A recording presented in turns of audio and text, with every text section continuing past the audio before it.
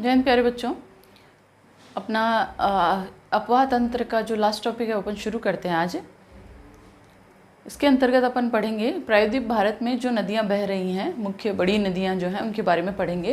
तो इसमें सबसे पहले अपन पढ़ते हैं महानदी के बारे में। तो महानदी का जो उद्गम है वो है छत्तीसगढ़ के रायपुर जिले में सिहावा के निकट। छत्तीसगढ़ से इसका उद्गम होता है। किस नदी का? महानदी का। इसकी लंबाई है 851 किलोमीटर और इसका जो जल ग्रहण क्षेत्र है वो है लगभग 1,42,000 वर्ग किलोमीटर, 1.42 लाख वर्ग किलोमीटर। और इस नदी का जो पानी है उसका उपयोग मध्य प्रदेश और छत्तीसगढ़ द्वारा लगभग 53% भाग उपयोग में लिया जाता है, जबकि 47% भाग जो है वो ओडिशा में काम में लिया जाता है और उसके बाद में ये नदी जो है वो बंगाल की खाड़ी में गिर जाती है।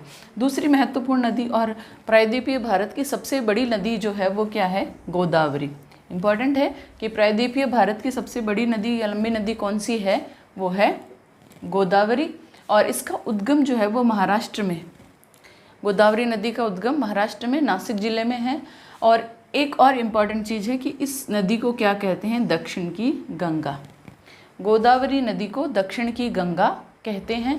इसकी लंबाई 1465 किलोमीटर है और इसका जल ग्रहण क्षेत्र जो है वो है 3,13,000 वर्ग किलोमीटर, 3.13 लाख वर्ग किलोमीटर।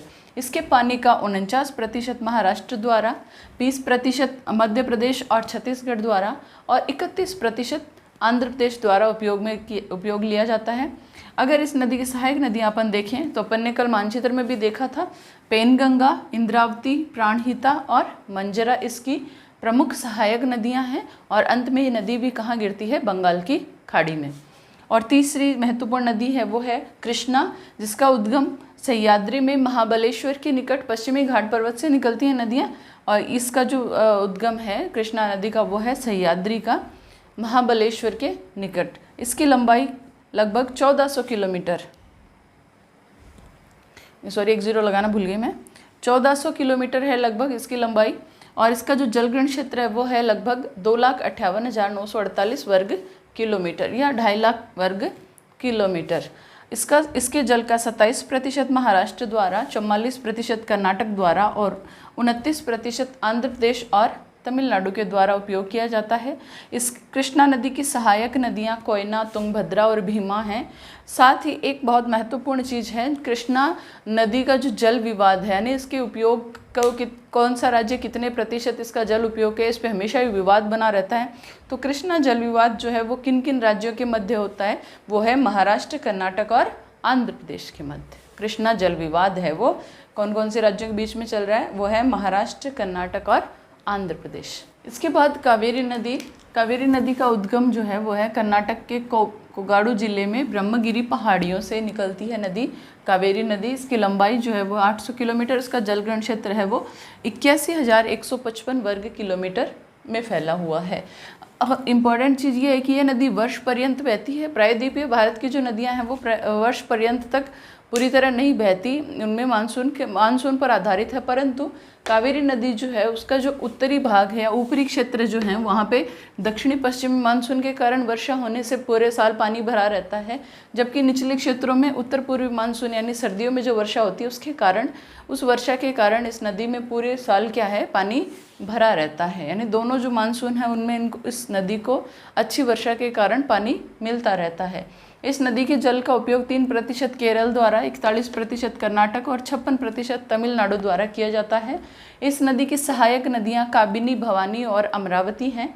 और कावेरी जल नदी जो है उसके जल के लिए भी राज्यों में विवाद चलता रहता है। वो जो राज्य हैं वो हैं कर्नाटक और तमिलनाडु। यानी कावेरी जल विवाद किन किन राज्यों के मध्य है? वो है कर्नाटक और तमिलनाडु। और पहले अपन ने पढ़ा कृष्णा जल विवाद, वो था महाराष्ट्र, कर्नाटक और आंध्र प्रदेश के मध्य।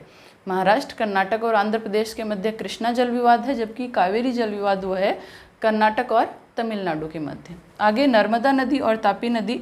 यहाँ तक कावेरी तक अपन जो नदियाँ पढ़ रहे थे वो बंगाल की खाड़ी में गिरती हैं, जबकि नर्मदा और तापी जो दो नदियाँ हैं वो बड़ी नदियाँ होकर भी किधर गिरती हैं? अरब सागर में, क्योंकि ये भ्रंश घाटियों में बहती हैं दोनों नदियाँ। तो नर्मदा का जो उद्गम है वो है अमरकंटक पठार से निकलती है ये। इसकी लंबाई 1312 किलोमीटर है, जबकि जलग्रहण क्षेत्र जो है वो है 98,799 वर्ग किलोमीटर। यह नदी उत्तर में विंध्याचल और दक्षिण में सतपुड़ा श्रेणी के मध्य स्थित भ्रंश घाटी में बहती है। यानी अगर पूछ लिया जाए कि नर्मदा नदी के उत्तर में और दक्षिण में कौन कौन सी पहाड़ियाँ या पर्वत श्रृंखलाएँ हैं, तो उत्तर में है विंध्याचल पर्वत श्रृंखला और दक्षिण में है सतपुड़ा श्रेणी। और इस पर एक परियोजना बनाई गई है जिसका नाम है सरदार सरोवर परियोजना। तो ये हो गया नर्मदा नदी।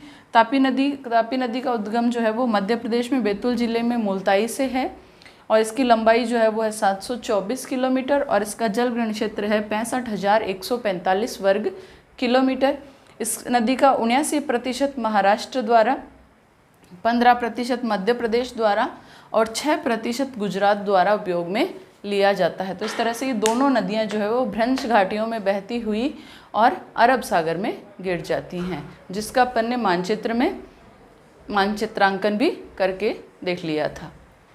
और लास्ट जो बड़ी नदी है एक प्रमुख प्रायद्वीपीय तंत्र की, जो कि अरब सागर में मिलती है, राजस्थान में बहती है, वो है लूनी नदी। इसका उद्गम अरावली पहाड़ियों से है। पुष्कर में 2 धाराएं सरस्वती और सागरमती के मिलने के बाद में ये नदी है वो लूनी नाम से जानी जाती है। तो 2 धाराओं से मिलकर बनी है कौन कौन सी? सरस्वती और सागरमती। अब पश्चिम की ओर बहने वाली छोटी नदियों की और पूर्व की ओर बहने वाली छोटी नदियों की अगर अपन बात करें तो बहुत सी असंख्य छोटी नदियां हैं जो कि पूर्व पश्चिम अरब सागर में गिरती हैं और पूर्व बंगाल की खाड़ी में गिरती हैं। तो अपन इनको थोड़ा सा इनके नाम देख लेते हैं और इनका जलग्रहण क्षेत्र देख लेते हैं। तो साबरमती और माही और ढाढर जो कि गुजरात में बहती हैं। साबरमती और माही 2 प्रमुख नदियां हैं, गुजरात की बड़ी नदियां भी हैं। साबरमती का जलग्रहण क्षेत्र 21,674 वर्ग किलोमीटर है और जबकि माही का 34,842 वर्ग किलोमीटर है। ढाढर नदी का जो है जलग्रहण क्षेत्र 2,770 वर्ग किलोमीटर है। कालिंदी जो कि महाराष्ट्र में बहती है 5179 वर्ग किलोमीटर क्षेत्र में बहती है। शरावती कर्नाटक में बहती है 2029 वर्ग किलोमीटर क्षेत्र में। भरतपुजा और पेरियार केरल की 2 महत्वपूर्ण नदियां हैं और इनके जलग्रहण क्षेत्र लगभग बराबर से हैं। इसका 5,397 वर्ग किलोमीटर और पेरियार का 5,243 वर्ग किलोमीटर। तो ये सभी नदियां और बहुत सी असंख्य छोटी छोटी नदियों के साथ मिलकर कहाँ गिरती हैं? पश्चिम यानी अरब सागर में।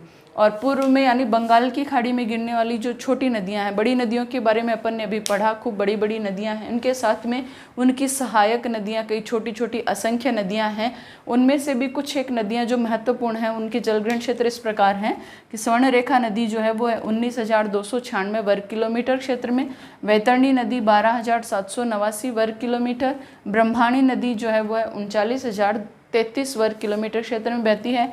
पेन्नार और पालाड़ नदियां हैं। पेन्नार 55,213 वर्ग किलोमीटर में, जबकि पालाड़ जो है वो 17,870 वर्ग किलोमीटर में बहती है। तो इस तरह से अपना ये हिमालयी और प्रायद्वीपीय नदी तंत्र जो वो कंप्लीट होता है। आपको क्या करना है, आपकी किताब में हिमालय और प्रायद्वीपीय नदी तंत्र में क्या दे रखा है? अंतर दे रखा है। वो अंतर आपको अच्छे से पढ़ लेने हैं, याद कर लेने हैं, ये बहुत इंपॉर्टेंट है। कई बार पूछा जाता है कि हिमालय नदी तंत्र और प्रायद्वीपीय नदी तंत्र में अंतर बताइए निम्न बिंदुओं के अंतर्गत। तो उसमें कुछ बिंदु दे देते हैं, जैसे उद्गम कहाँ हो रहा है नदियों का, हिमालय की नदियाँ कहाँ से निकल रही हैं, प्रायद्वीप की नदियाँ कहाँ से निकल रही हैं, उनकी बहाव प्रकृति कैसी है, यानी पूरे साल बहती हैं या कम समय में बहती हैं, उनके अपवाह का प्रकार कौन सा है, जो अपन ने अपवाह प्रकार पढ़े थे, नालिकाओं के माध्यम से बहती हैं या विसर्ग बनाती हैं या नहीं। तो इस तरह से खूब सारे अंतर हैं जो अपन ने इनकी विशेषताओं में पढ़े हैं। जैसे प्रायद्वीपीय नदियाँ जो हैं वो जलप्रपात बनाती हैं, जबकि हिमालय नदी तंत्र जो है वो डेल्टा बनाती हैं। इस तरह से खूब सारे अंतर मिलेंगे आपको, आपकी किताब में लिखे हुए हैं। तो उन बिंदुओं के अंतर्गत आप उनको अंतरों को अच्छे से याद कर लीजिए। और लास्ट जो टॉपिक बचा है वो है इसका, इस चैप्टर का, कि नदी जल उपयोग की सीमा, यानी नदियाँ हैं तो काफ़ी बड़ी बड़ी, फिर भी जल की कमी क्यों है, या उनका जल है वो पूरी तरह से उपयोग में क्यों नहीं लिया जा रहा, कहीं पे बाढ़ आ रही है और कहीं पे सूखा पड़ रहा है, ऐसा क्यों है। तो कुछ ऐसी योजनाएं बनानी चाहिए जिसके अंतर्गत नदी के जो जल है वो व्यर्थ न बहे, कहीं बाढ़ ना आए और कहीं सूखा भी न रहे। तो इसके लिए नदी जल उपयोग की सीमा यानी उसका जो जल है वो सीमित उपयोग में क्यों लिया जा रहा है, या कुछ ऐसी समस्याएं हैं जो नदी जल उपयोग के अंतर्गत आती हैं। तो इसमें पहली समस्या है पर्याप्त मात्रा में जल उपलब्ध न होना। राज्यों में पर्याप्त मात्रा में जल उपलब्ध नहीं होता, इस कारण वो नदी का जो जल है वो पूरी तरह से उपयोग में नहीं लिया जाता। नदी जल प्रदूषण अपन पहले पढ़ भी चुके हैं। बाकी वो सारे जो कारण जल प्रदूषण के वो नदी जल प्रदूषण पर भी लागू होते हैं। शमशान घाट बने हुए हैं, या नदी में जब तर्पण किया जाता है वो कारण हो गया, या आसपास के जो महानगर हैं उनसे निकला हुआ कचरा है, या घरेलू कचरा है, या उद्योगों का कचरा है, सारा का सारा कहाँ जा रहा है, नदियों के पानी में जा रहा है। क्योंकि ज़्यादातर उद्योग या नगर जो है वो बड़ी बड़ी मुख्य नदियों के किनारे बसे हुए हैं। इस कारण नदी जल प्रदूषण के कारण वो जो पानी है वो पीने के या किसी अन्य कार्य के लायक नहीं रहता।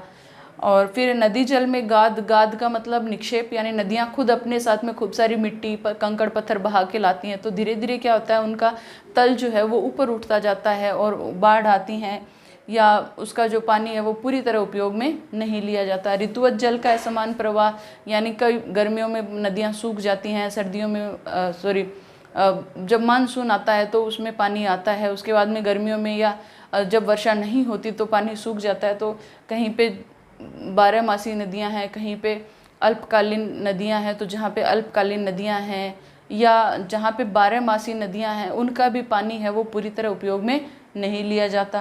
राज्यों के बीच नदी जल विवाद चलता रहता है, जिसके कारण नदियों का पानी है वो व्यर्थ भले ही बहे परंतु उसको उपयोग में नहीं लिया जाता। मध्य धारा की ओर बस्तियों का विस्तार भी होने के कारण नदियों की जो नालिकाएं हैं या उनकी वाहिकाएं हैं या उनके मार्ग हैं वो छोटे होते जा रहे हैं, और इस कारण से जो है नदियों का जो जल है वो पूरी तरह उपयोग में नहीं लिया जा रहा। अगर इन सब का सॉल्यूशन हो जाए तो नदियों का जो जल है वो पूरी तरह उपयोग में लिया जा सकता है। जैसे बांध बना के नदियों का जल रोका जाए और उसके अंदर से नहरें निकाली जाए तो सभी क्षेत्रों में पानी की पूर्ति है वो पूर्णतः हो सकती है।